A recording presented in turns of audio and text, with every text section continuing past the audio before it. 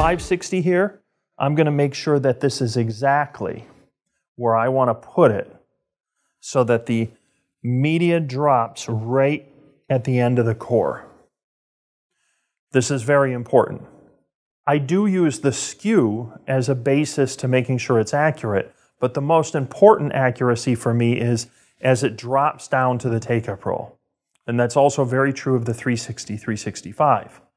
I'm going to get it on the take-up roll, and then if I have to, I will lift the lever and kind of bounce it so that the top and the bottom are exactly where they need to be.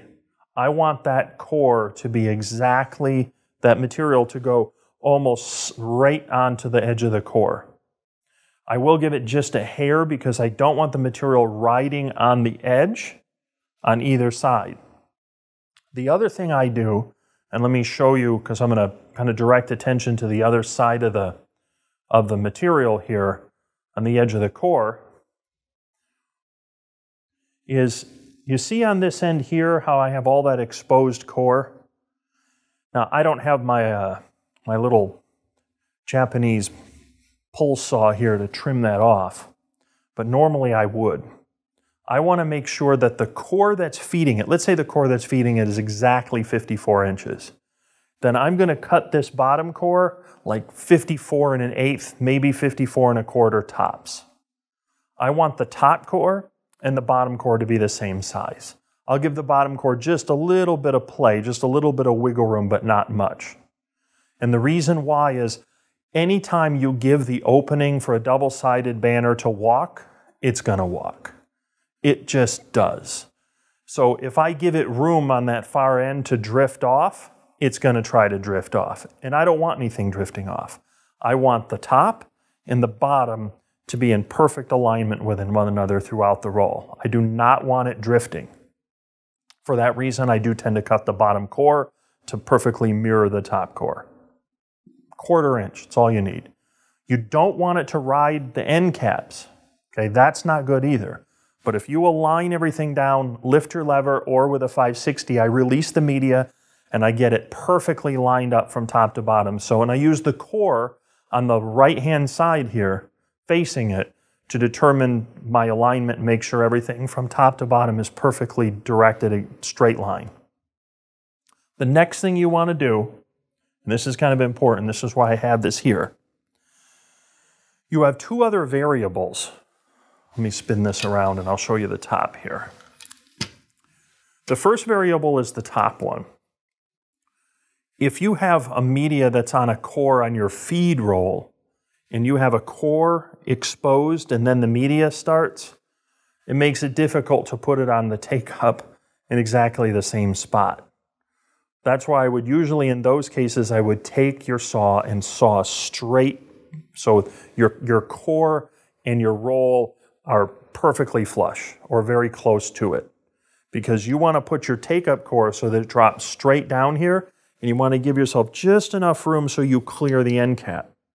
The other thing is when you have a core that's not completely flush, what happens is it pushes up against this unevenly, and you have this kind of movement there. You got too much play because the core doesn't come right up against this and all points flush, and then as it turns, it doesn't quite track accurately. So make sure you, when you cut, do your cuts. If you have to, use a circular saw, but try to strive to get a nice, clean, straight cut so that everything comes up flush here. This particular cap can be adjusted to two positions. If the roll is not the full width of it, always come into the inside position if you can. Keep in mind, you don't have a lot of room from the inside position to where the media needs to be, or the printer will tell you it doesn't like that positioning.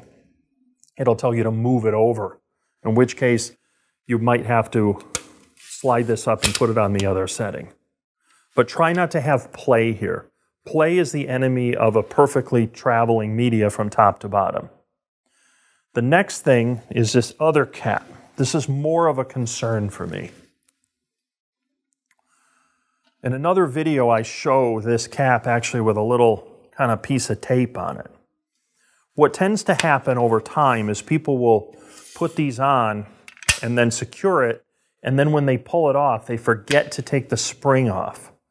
And if you do it enough times, eventually the cap loses its effectiveness to grip onto here. You know, if I could, I would make this a little stronger, a little more secure.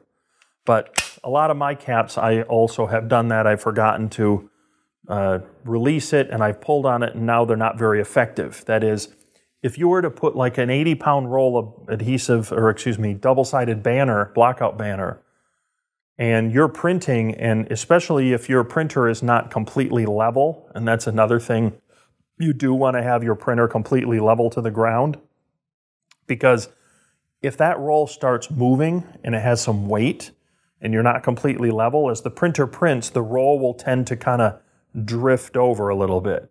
And you'll find that over time, this is how the roll looks, it will have moved this way. And if this cap is not secure, it's going to give. And it's going to allow it to work that way. And then you'll come over after running like half a roll, and you'll see that you're not aligned down here anymore. The roll has moved this way, and with it, the cap is walking. This is a classic problem with double-sided printing, and I've encountered it myself. So that's why when I put this on, especially for double-sided, I do tend to take some tape.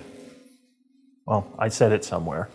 I take some tape, decent adhesive, not too gluey. I mean, you don't want to put duct tape or something and leave a bunch of goop all over this thing, but you want to secure some tape between the cap and the spindle so that this thing can't go anywhere. If you have some other device, a little clamp or something that doesn't get in the way with the operation, because it has to travel in a circle, so that whatever you put here can't be wider than this, go ahead. You have to have this secure, top and bottom. So on a 360, 365, you have two caps. Neither of them can be permitted to walk. You have to, with a double-sided workflow, you have to lock everything down. It has to travel straight down. You can't have any movement. You can't have the roll walking on you. Any of that stuff will potentially throw off the accuracy. You want to confidently load the material, send a very long job. Usually what I'm going to do is I'm going to queue up a whole bunch of jobs, let's say 20 of them. And each one of those has 16 or 20 images, and they're going to all go double-sided. And I send them to print automatically. They print each job individually, and it just runs one after another, and I don't have time to babysit it. I'm not going to stand around and watch it. It's got to finish the roll, track accurately, go onto the core exactly right, and then once it's done, I roll it forward, cut it off, feed it back through, and then proceed with step 2, which is printing side B. But you've got to make sure that your core is the right length, you've got to make sure your end caps are secure, and you've got to make sure that you've loaded everything properly. The other thing to take in consideration is the double-sided workflow on this printer, the 500 series, is a little easier. Your distance to the take-up roll is quite short. There's really not much lost media there. And then also, but you have more of a consideration with the cores have to be the same size because you can't adjust this. There is no adjustment. The cores have to be effectively the same. I would say 1/4 of an inch larger on the bottom one tops. You don't want a lot of play. You want things to line up properly. Right? That's setup. So we've covered what to print on, and then we've addressed the setup. Once you have the roll ready and ready to go, that's when we're going to go next into the RIP. We're going to call this a double-sided job, and then we're going to set the queue up so that you print jobs in a queue in succession, and everything prints practically. Now, I'm going to do this in Onyx. I'm not going to show this in Caldera and Flexi at this time because I think primarily most people use Onyx, at least for this. Next, I'll set it up for Flexi as soon as I have a moment, and then also do another separate video for Caldera. They have slightly different workflows, but all of the part about choosing the material and loading the material remains the same. And next is we do the RIP.